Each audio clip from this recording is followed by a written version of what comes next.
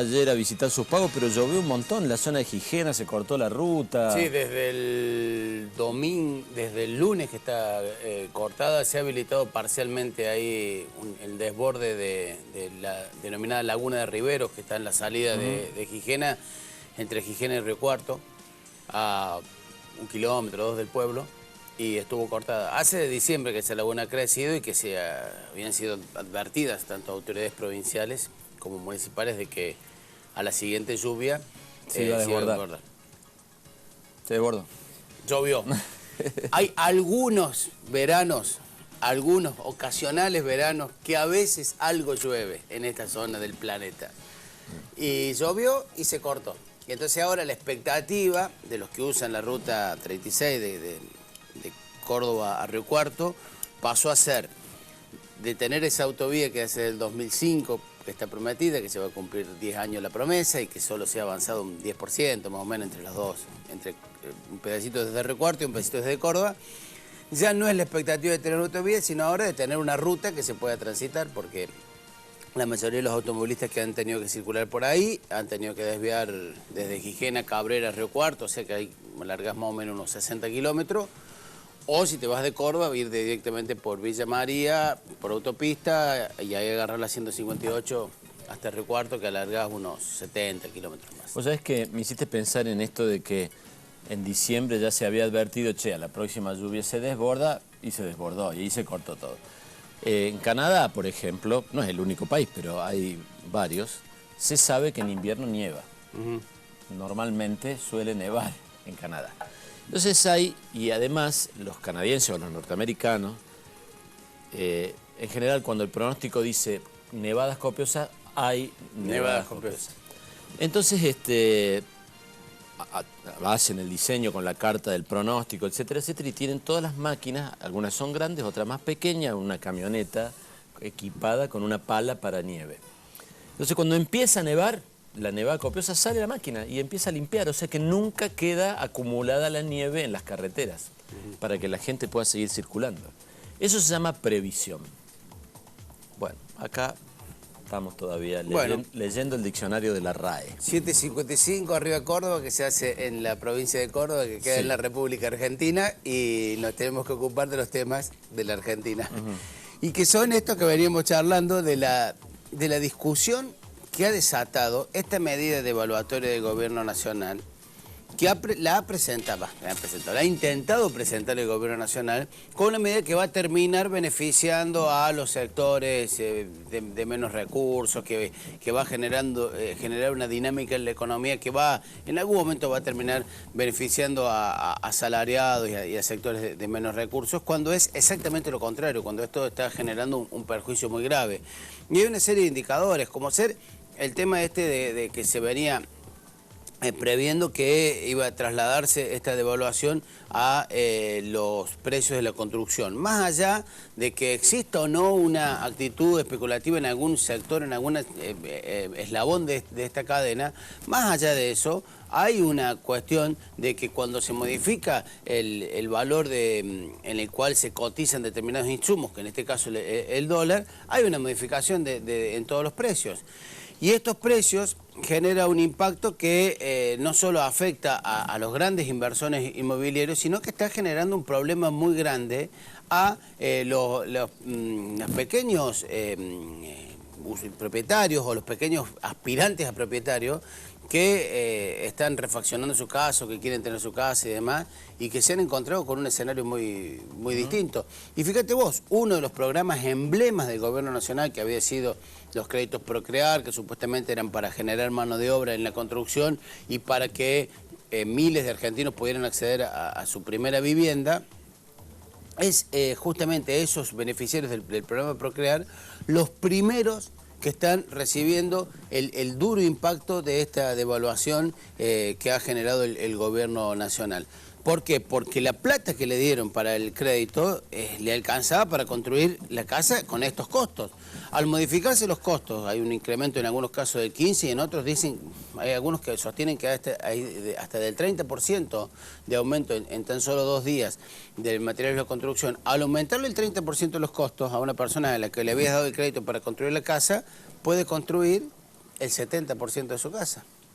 Y no es una persona, la mayoría de las personas que accedieron o que están accediendo al Procrear, no son personas a las cuales, bueno, si tienen eso, más 5 plazos fijos, 2 depósitos, esto, ahorros en no sé dónde, dice, bueno, listo, sacamos de acá, ponemos de allá. Era eso, es eso, la esperanza, la expectativa. Y justamente, si uno ha visto durante todo este tiempo la profusa publicidad oficial del gobierno, era mostrar el sueño de la casa propia para miles de argentinos, que bueno, que por una medida ahora del gobierno nacional, esa casa propia les queda un poquito más lejos. A lo mejor van a llegar, pero van a tener que hacer más esfuerzo, van a tener que sacrificar de sus ingresos, y que es un problema. Y justamente con este tema de los ingresos es la lucha que viene, ¿no? Está instalada el reclamo de algunos sectores gremiales respecto a cuánto van a pedir en la paritaria que se está por abrir. Recién informábamos el tema de la reunión que va a tener de la Sota con los gremios para ir sondeando, para ir testeando cuánto le van a reclamar en la mesa. Recordar que los gremios ya venían con una idea de un reclamo del al menos el 30 y pico por el acuerdo que se hizo a fin de año con los policías. Con este escenario, ayer algunos gremialistas llegaron a hablar hasta del 40%, que se van a aceptar con la expectativa de pedirle hasta el 40% al gobierno provincial. Hay movimientos en todas las centrales sindicales, fundamentalmente los opositores, para un reclamo de una recomposición salarial, porque la inflación del año pasado estuvo más o menos el 28%. Ahora, la de este año no hay ni la menor idea, porque algunas consultoras estiman que como será enero va a cerrar entre un 6 y un 8% enero. Y le va a generar ya un arrastre del 1 y pico a febrero. Entonces, es complejo. Hay un reclamo también de los gremios de plantear que la negociación no se haga anual, sino que se haga trimestral, lo cual genera todo un desgaste.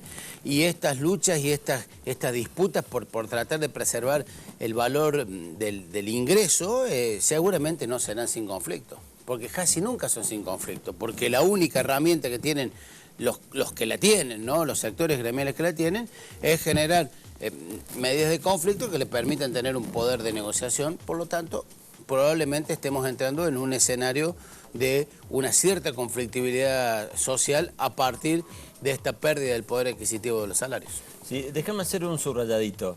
No en defensa del gobierno nacional, porque claramente me parece hasta ridícula las opiniones de los funcionarios nacionales de culpar a los sectores especuladores del problema que fue generado por el manejo de la economía que hace el gobierno nacional.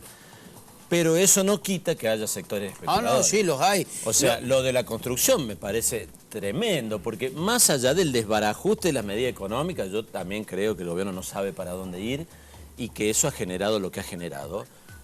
Hay sectores de la construcción que se aprovechan claramente. Los fabricantes de acero, los fabricantes de cemento para la construcción. Dice, ¿cómo que no obtienen precio? Es que justamente, los sectores especuladores en cualquier economía están y hacen un juego, el juego que hacen el perverso juego que hacen es constante. Ahora, ahí está donde debe estar la autoridad del Estado para fijar las reglas de juego. Y lo único que no hay en la Argentina, no solo en economía, en todo, son reglas de juego. Claro, porque además si vos sos gobierno... Entonces, cuando no hay reglas de juego... Cuando vale que uno la toque con la mano, que el otro la empuje, claro, vale todo. Exacto, no, yo ahí además comparto, porque si vos sos gobierno, lo que menos podés hacer es quejarte de la situación, tenés que operar sobre la situación para que no ocurra, digamos. Porque si vos, además, gobernaste 10 años y te saltan los sectores especuladores y te maneja la economía, si fuera cierto lo que dice Kicillof, la propia presidenta, también es culpa tuya, porque vos tuviste 10 años y ¿qué hiciste para que eso no ocurra? Bueno, me quedó preguntarte, pero lo dejamos para después. Lo de Massa y Mestre ayer, ¿qué es eso? Bueno, hay una intención del intendente de Tigre de ampliar la base de sustentación para su candidatura presidencial y está tratando de hacer contactos y sondeos y demás. Desde el mestrismo sostienen que por ahora no hay ningún tipo de posibilidad de un acuerdo concreto.